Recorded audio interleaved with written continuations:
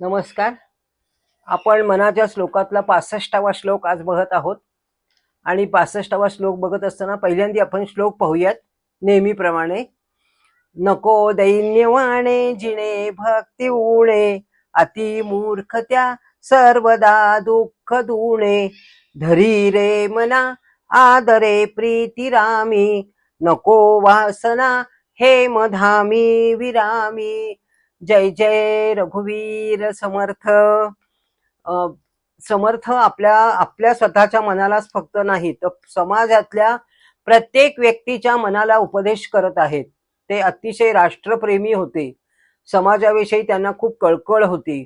आणि म्हणून मनाला मन जर आपलं पॉवरफुल झालं, मनाला जर चांगला उपदेश मिळाला, तर मन हे आपलं काय करू शकतं आणि काय करू शकत नाही हे संपूर्ण मनाच्या श्लोकांमध्ये त्यांनी सांगून दिलेलं आहे आपल्याला.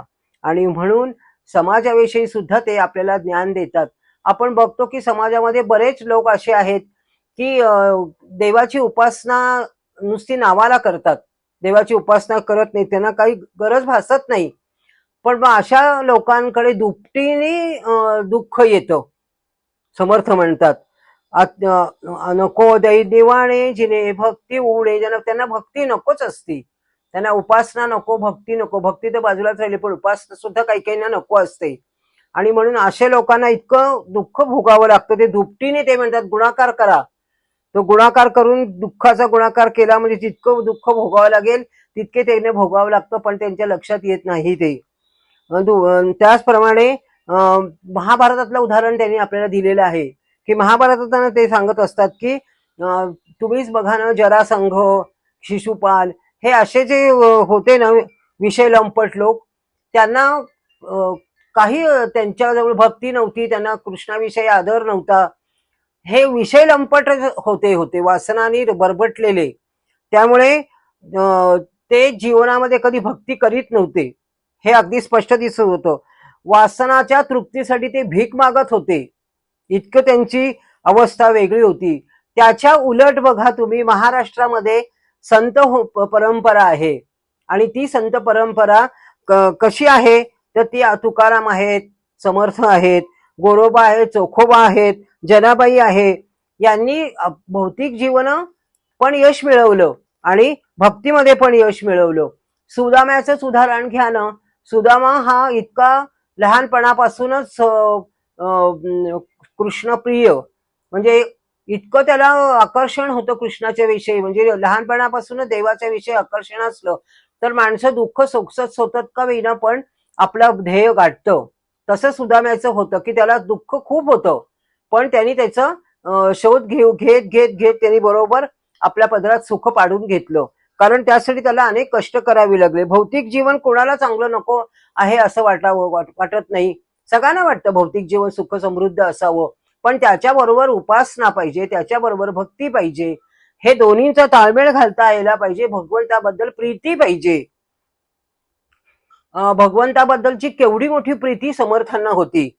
त्यामुळे त्यांनी सतत रामांचाच हे केलेलं आहे. रामाविषयी प्रेम, रामाविषयी आदरच ते आपल्याला सांगतात.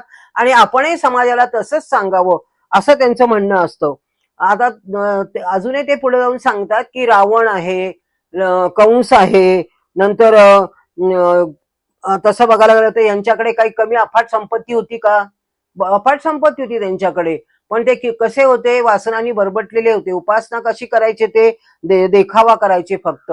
संपत्ती असून सुद्धा त्यांना त्यांची मनस्थिती कशी होती. म्हणून वासनेचे नुसतं तांडव नृत्य त्यांच्याकडे चाललेलं असायचं असं समर्थ सांगतात आपल्याला. त्यामुळे त्यांचा विनाश झाला. ह्या गोष्टी जर आपण जास्त बळावल्या तर विनाशच होतो माणसाचा. म्हणून त्यांनी वरती दिले बघा, नको वासना हे मधामी विरामी. इतकं सुंदर दिलंय की नको वासना हेमधामी आणि विरामी या दोन शब्दांचे अर्थ त्यांनी समजून सांगितलेले आहेत. हेमधाम म्हणजे सोन्याचं घर, आणि विराम म्हणजे ज्या घरात रामचंद्रांचा निवास नाही ते घर. अतिशय सुंदर. आपल्याला ह्या गोष्टी माहिती पण नव्हत्या. आपण नुसतं वाचत होतो मनाचे श्लोक, पण खोलात जाऊन त्याचा अर्थ स्पष्ट करून त्याच्याविषयी आपल्याला उदाहरणं देऊन वगैरे पटवून सांगण्याचं काम जे समर्थ करतायत त्याचा एक अभ्यास आहे. आणि हा अभ्यास केला तर आपल्याला त्याचे अर्थ सापडतील. म्हणून हेमधाम म्हणजे सोन्याचं घर. लंका कशी आहे? सोन्याचीच होती की नाही? पाहिजे पाहिजे पाहिजे पाहिजे म्हणजे सोनं. पाहिजेचा अर्थ सोनंच. विराम म्हणजे ज्या घरात रामचंद्रांचा निवासच नाही, जिथे रामांचं नावच नाही, त्या साधकाला त्याचे घर सोन्याचे असून सुद्धा तेथे जर रामोपासना घडत नसेल तर अशा घरामध्ये वासना पटकन बाळगू शकते, पटकन घुसू शकते की नाही? मग सोनं हे कसं आहे? नाशिवंत आहे, नष्ट होणारच आहे. परंतु रामाचे प्रेम, रामाविषयीचा आदर हे मात्र शाश्वत आहे. याला मात्र कुठेही डंक नाही. हे अतिशय शाश्वत आहे. म्हणून रामाबद्दल आदर आणि प्रीती बाळगावी. धरी रे मना आदरे प्रीती रामी. कित्येक वेळा तरी आपल्याला समर्थ या गोष्टी इतक्या समजून सांगतायत. आणि म्हणून त्यांनी आपल्याला याच्याही पुढे जाऊन एक ह्याचं उदाहरण दिलेलं आहे, नचिकेत्याचं. नचिकेत्याचं उदाहरण देत असताना यमराजाने नचिकेत्याला भौतिक गोष्टीविषयी किती प्रलोभन दाखवलं होतं, किती प्रलोभन दाखवलं होतं. सुंदर सुंदर स्त्रिया दाखवल्या होत्या, सोन्याचं दाखवलं होतं, सर्व घरं दारं संपत्ती सर्व सर्व त्याच्या पुढे ठेवलं होतं. पण तो काय म्हणत होता? पण नचिकेला तो कशालाही भुलला नाही. आणि म्हणून त्यांनी आत्मज्ञान मागितलं होतं यमाला, आणि म्हणून त्याला माहिती होतं. म्हणून गीतेमध्ये त्याचा एक उल्लेख केला आहे की यम लब्धाच्या परम लाभ मन्यते ना अधिकम तत. हे एक रहस्य आहे ना गीतेचं. हे रहस्य त्याला उलगडलेलं होतं, ह्या लोकांना उलगडलेलं असतं. म्हणून आत्मसाक्षात्कार आणि सर्वोत्तम लाभ आणि मनाची स्थिरता, ह्या श्लोकामध्ये ह्या 3 गोष्टी आलेल्या आहेत.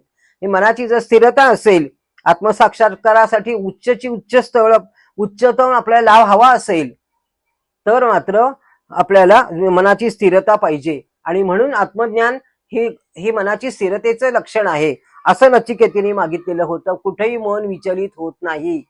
आणि म्हणून नचिकेताचं उदाहरण देऊन सांगितलं की सामान्य माणसांनी पण, साधकांनी पण अशा जगण्याचा प्रयत्न करावा.